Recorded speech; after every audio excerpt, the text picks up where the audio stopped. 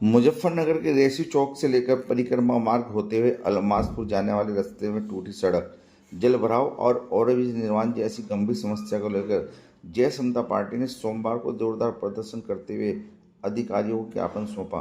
अलमासपुर सुख विहार स्थित कैंप कार्यालय से शुरू हुए इस प्रदर्शन में बड़ी संख्या में छात्र, नागरिक और कार्यकर्ता शामिल रहे।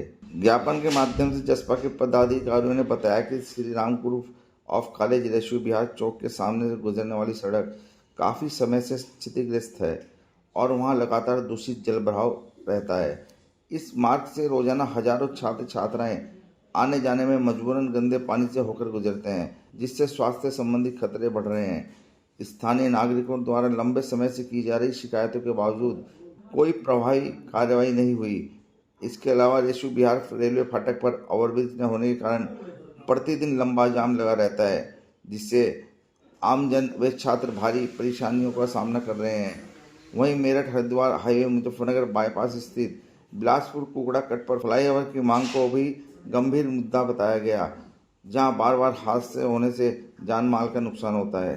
ज्ञापन में प्रदर्शनकारियों ने चेताया कि बार बार अवगत कराने के बावजूद शासन प्रशासन द्वारा केवल आश्वासन दिए जा रहे हैं, जबकि समस्याओं का समाधान नहीं हो रहा है।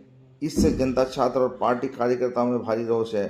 पार्टी ने कहा कि यदि जल्द ही मांगे पूरी नहीं की गई तो रेसी विहार चौक के मुख्य मार्ग को अस्थायी रूप से बंद करके उग्र आंदोलन किया जाएगा, जिसकी पूरी जिम्मेदारी प्रशासन की होगी।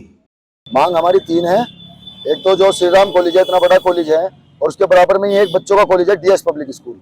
उसमें जितने बच्चे आते हैं, बड़े स्कूल में जितनी महिलाएं आती हैं, जितनी लड़कियां आती हैं, जितने छात्र आते हैं, सबके पास गाड़ी नहीं है, किसी के पास मोटरसाइकिल नहीं है, किसी के पास वो नहीं है, वे सब उसमें को निकल के आती हैं। उसके सामने बहुत सारा जल भराव है और एक तरफ की रोड तो बंद ही हो गई। जो दूसरी तरफ की रोड है उसमें इतने गड्ढे हैं कि वहां पे आए दिन बसें पलट जाती हैं, ई रिक्शाएं पलट जाती हैं और कल एक बस फंस गई थी वहां पे, और उस पे इतने सारे ज्ञापन छात्र संघ नेताओं ने दिए हैं, लेकिन डीएम साहब ने अब लोग उस पर कोई संज्ञान नहीं लिया। अगर सुनने में आए तो ये होता है कि भाई ये पास होगी, रोड भी पास हो गई, पुल भी पास हो गई, लेकिन ये एक लड़ाई चल रही है जो हमारे सांसद है और जो हमारे पूर्व सांसद हैं, इनके बीच में, कि इस वजह से रोड यार पास नहीं हो पा रही, ना बन पा रही है। यानी कि राजनीतिक वो चल रहा है इसमें, जिसमें लोगों का बहुत नुकसान हो रहा है और लोगों पे कोई ध्यान नहीं दे रहा है, केवल अपने ईगो की वजह से। हमारा धरना जब तक चलेगा, हमने डीएम साहब को अभी बुलाया था, डीएम साहब बराबर से निकल गए।